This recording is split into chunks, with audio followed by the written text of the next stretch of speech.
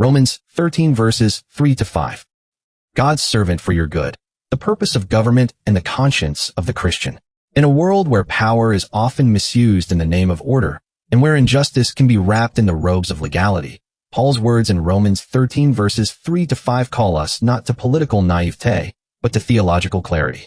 He does not offer a romanticized view of government, nor a revolutionary blueprint for its overthrow. Instead, he reveals a deeper framework, one where divine sovereignty and human conscience intersect under God's moral design. Paul is not interested in mere compliance with civic structures. His concern is worship, the kind that flows from a conscience bound to Christ, expressed in lives of thoughtful submission. Through this lens, governing authorities are seen as instruments of restraint, servants of God for the good of society, and our submission becomes not political strategy, but spiritual integrity. This passage teaches that Christian submission to civil authority is grounded in three truths: the purpose of government to restrain evil, the role of rulers as servants of God, and the conscience of the believer as a sacred guide in worshipful obedience. First, God's moral design for authority, restraining evil and commending good. For rulers are not a terror to good conduct, but to bad. Do you wish to have no fear of the authority? Then do what is good, and you will receive its approval. Romans 13 verse 3. Paul grounds his argument not in the ideal government, but in the ideal purpose of government. Authorities, he says, are intended to be a deterrent, not to righteousness but to wrongdoing. The Greek terms kako, evil, and agatho, good, are not left to cultural interpretation. They are moral categories anchored in God's unchanging character. Civil authority is meant to uphold that which reflects divine justice and to oppose that which threatens the common good. Yet Paul is no stranger to the realities of corruption. He writes under the shadow of Rome, an empire known for its cruelty and paganism.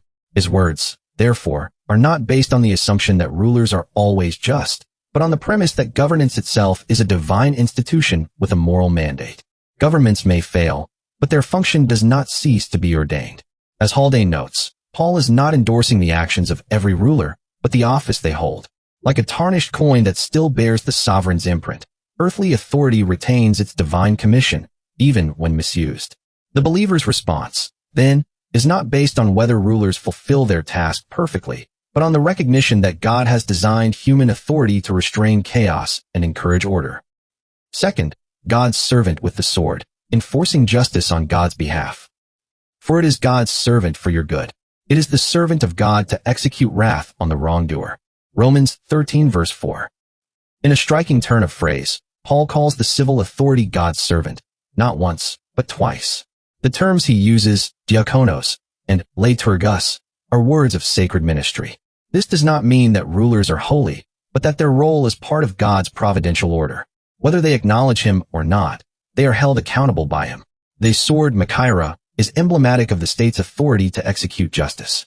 It represents real, coercive power, sometimes even extending to capital punishment. But Paul is clear, this is not arbitrary violence.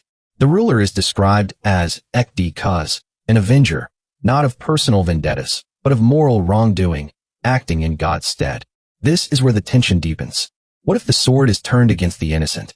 What if rulers punish the righteous and reward the wicked? Paul's theology does not collapse under such realities. It reminds us that the sword, though held by man, belongs to God. And God is not mocked. As Calvin rightly asserts, rulers who betray their office do not negate the institution itself, but they will answer for their betrayal. For the Christian, submission must be tempered with discernment. When justice is upheld, we rejoice. When it is perverted, we do not rebel and rage, but we remember that there is a judge who sees and who will repay. Third, the Christian's conscience, submission as worship. Therefore one must be subject, not only because of wrath, but also because of conscience. Romans 13 verse 5. Now Paul descends into the soul.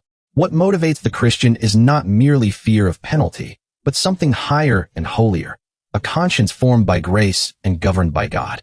The Greek word, synedesis, refers not to mere intuition or private scruple, but to the God-given moral faculty, renewed by the Spirit and tethered to Scripture, that bears witness to right and wrong in light of God's authority. This conscience is not autonomous. It is not shaped by party, preference, or personality cults. It is formed in the crucible of Scripture, prayer, and obedience. To be subject for the sake of conscience means to recognize that all submission, when rightly ordered, is ultimately rendered to God, not man.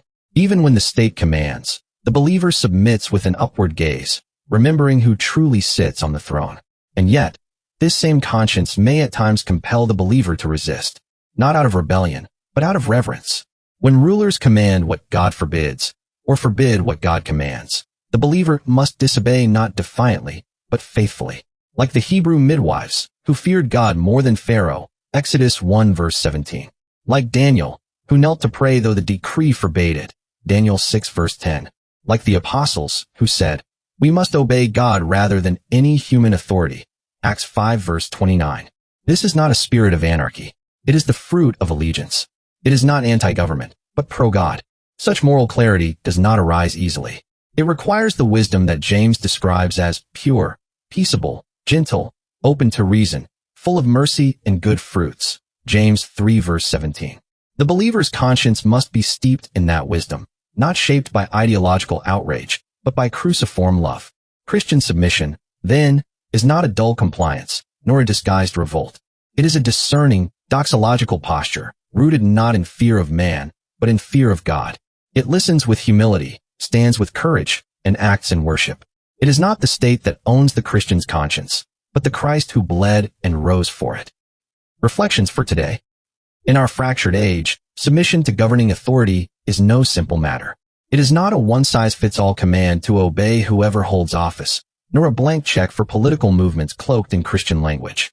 Paul is not baptizing political power. He is calling Christians to walk with discernment under divine providence. But this discernment is not passive. It must be sharp, spirit-formed, and shaped by the cross. We live in a time when the language of Christianity is often harnessed to promote agendas that fracture communities, stoke fears, and sanctify injustice. Under the banner of Christian values, governments may exacerbate class divisions, racial tensions, or cultural hostilities. In such times, conscience is not an accessory. It is essential. The Christian must not confuse cultural dominance with kingdom fidelity. When political ideologies begin to demand sacred loyalty, Scripture reminds us that our true king wore a crown of thorns, not one of gold. He called the blessed not the powerful, but the poor in spirit. He did not crush his enemies with a sword, but laid down his life for them. If the gospel we hear from earthly thrones sounds more like triumphalism than sacrifice, more like conquest than compassion, we must pause. Something has gone terribly wrong. Paul's call to submit, for conscience's sake, does not mean to shut our eyes or silence our protests. It means that when we obey, we do so with a mind transformed by mercy. And when we resist, we do so not as reactionaries, but as worshipers, holding fast to the justice of God and the dignity of our neighbor. The believer must not be shaped by political tribes, but by the man of sorrows who bore injustice with truth and grace. This means we must think carefully before aligning Christian discipleship with national identity, partisan loyalty, or cultural warfare. Conscience bound to Christ will neither bow to the idol of state nor light fires in its name. It will lament when power oppresses and rejoice when righteousness is upheld. It will remain free, even in captivity, because it is captive to Christ. And when the laws align with justice, the believer honors them with gladness. But when laws legitimize oppression or call evil good, obedience becomes complicity. Then, faithful disobedience may become the truest submission to God's righteousness, not man's rule.